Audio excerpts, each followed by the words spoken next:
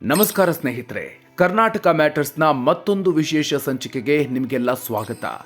ಸ್ನೇಹಿತರೆ, ನಾವು ಈ ಹಿಂದಿನ ವಿಡಿಯೋದಲ್ಲಿ ಅಮೆರಿಕಾದ ಕುಖ್ಯಾತ ಅಪರಾಧಿ ಜೆಫ್ರಿ ಎಪ್ಸ್ಟೀನ್ ಫೈಲ್ಸ್ ಬಗ್ಗೆ ಮತ್ತು ಅದರಲ್ಲಿ ಅಮೆರಿಕಾದ ಅಧ್ಯಕ್ಷರಿಂದ ಹಿಡಿದು ಭಾರತದ ಉದ್ಯಮಿಗಳವರೆಗೆ ಹಲವರ ಹೆಸರು ಕೇಳಿ ಬರ್ತಾ ಇರುವ ಬಗ್ಗೆ ಮಾತಾಡಿದ್ವಿ. ಆದರೆ ಈಗ ವಿಷಯ ಇನ್ನೂ ಗಂಭೀರ ಆಗಿದೆ.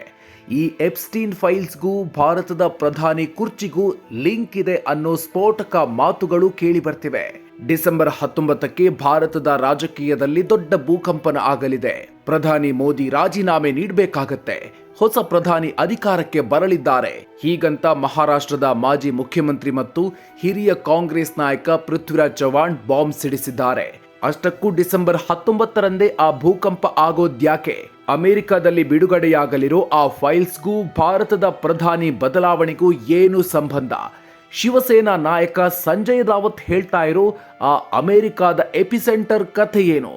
ಇವತ್ತಿನ ವಿಡಿಯೋದಲ್ಲಿ ಎಪ್ಸ್ಟೀನ್ ಫೈಲ್ಸ್ ಕುರಿತು ಭಾರತದ ರಾಜಕೀಯದಲ್ಲಿ ಎದ್ದಿರುವ ಈ ಹೊಸ ಬಿರುಗಾಳಿಯ ಬಗ್ಗೆ ಸಂಪೂರ್ಣವಾಗಿ ತಿಳಿಯೋಣ.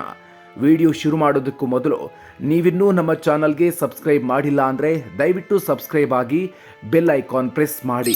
ಡಿಸೆಂಬರ್ 19ಕ್ಕೆ ರಾಜಕೀಯ ಭೂಕಂಪ, ಪೃಥ್ವಿರಾಜ್ ಚವ್ಹಾಣ್ ಸ್ಫೋಟಕ ಹೇಳಿಕೆ.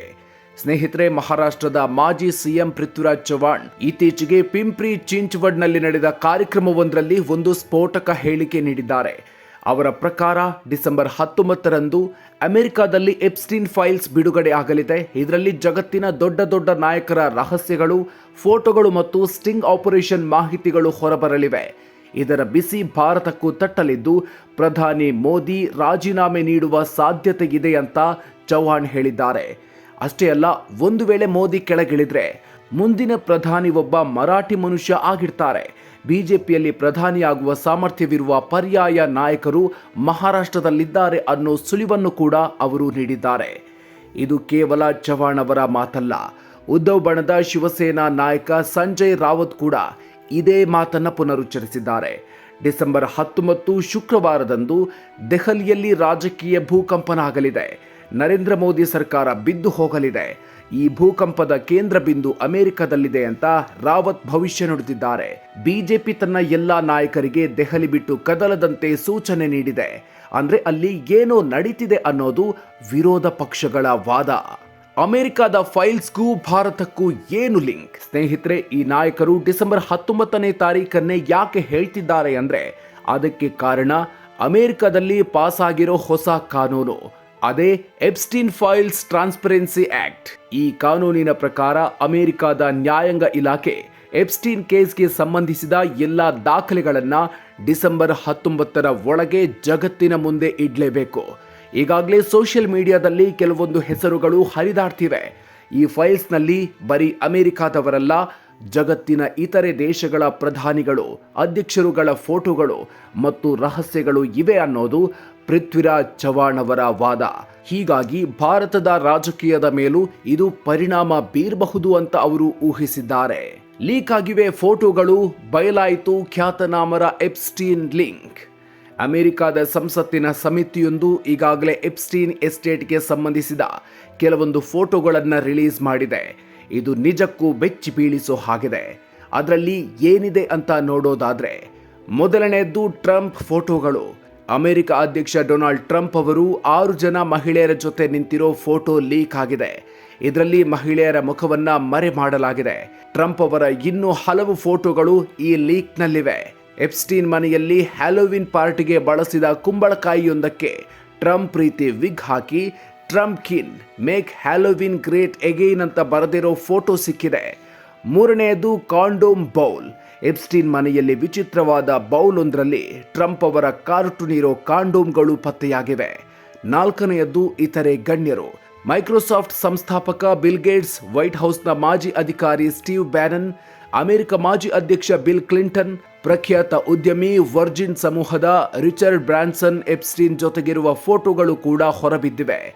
ಐದನೆಯದ್ದು ಲೈಂಗಿಕ ಸಾಮಗ್ರಿಗಳು. ಎಪ್ಸ್ಟೀನ್ ಎಸ್ಟೇಟ್ನಲ್ಲಿ ಪತ್ತೆಯಾದ ಕೆಲವೊಂದು ಸೆಕ್ಸ್ ಟಾಯ್ಸ್ ಫೋಟೋಗಳನ್ನು ಕೂಡ ಬಿಡುಗಡೆ ಮಾಡಲಾಗಿದೆ. ಇದು ಕೇವಲ ಸ್ಯಾಂಪಲ್ ಅಷ್ಟೇ. ಡಿಸೆಂಬರ್ 19ರಂದು ಬರೋಬ್ಬರಿ ಒಂದಲ್ಲ ಎರಡಲ್ಲ 300 GB ಅಧಿಕ ಡೇಟಾ ರಿಲೀಸ್ ಆಗೋ ಸಾಧ್ಯತೆ ಇದೆ. ಇದರಲ್ಲಿ ವಿಡಿಯೋಗಳು, ಆಡಿಯೋಗಳು ಮತ್ತು ರಹಸ್ಯ ಡೈರಿಗಳು ಇರಲಿವೆ. ಇದು ಇನ್ಯಾರ್ಯಾರ ಬುಡಕ್ಕೆ ಬೆಂಕಿ ಇಡಲಿದೆ ಅನ್ನೋದನ್ನ ನೋಡಬೇಕಿದೆ. ಕಾನೂನು ಏನು ಹೇಳುತ್ತೆ? ಇವನ್ನೆಲ್ಲ ಮುಚ್ಚಿಡೋಕೆ ಆಗಲ್ವಾ?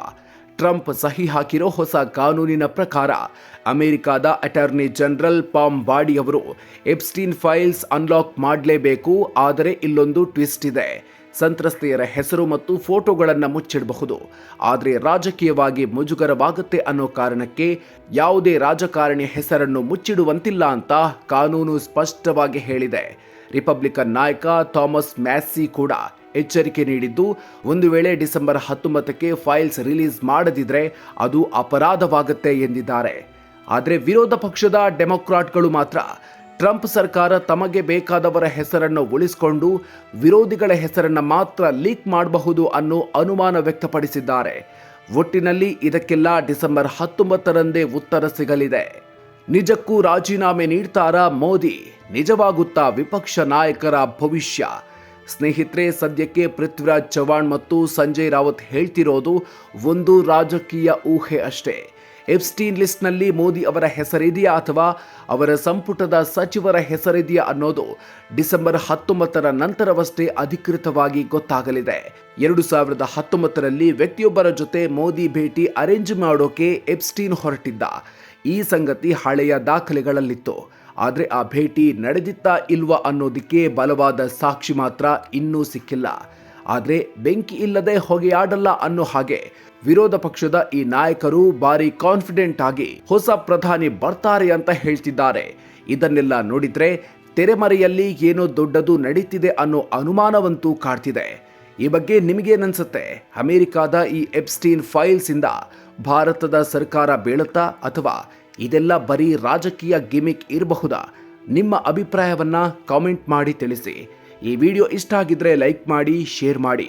ಡಿಸೆಂಬರ್ 19ರಂದು ಏನಾಗುತ್ತೆ ಅನ್ನೋ ಅಪ್ಡೇಟ್ ಜೊತೆಗೆ ಮತ್ತೆ ಸಿಗೋಣ. ಅಲ್ಲಿವರೆಗೂ ನಮಸ್ಕಾರ.